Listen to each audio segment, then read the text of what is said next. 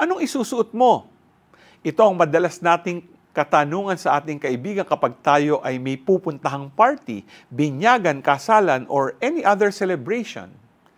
Kasi gusto natin na nakaakma yung ating suot dun sa ating pupuntahang event. In our gospel for today, one of the guests did not dress in a wedding garment, and as a result, siya'y ipinatapon sa kadiliman, where there will be wailing and grinding of teeth. Anong kasuotan nga ba ang nararapat? Ang kasuotang ito ay ang ating lifestyle.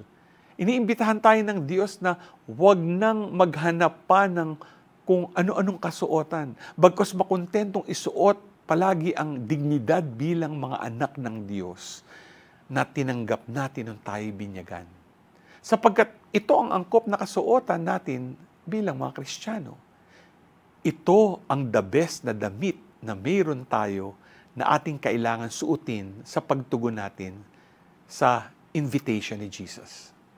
Ito rin ang kasuotang taglay ng mahal na Birheng Maria, ang Reyna ng Langit, kaalinsabay ng kanyang simplicity and humility.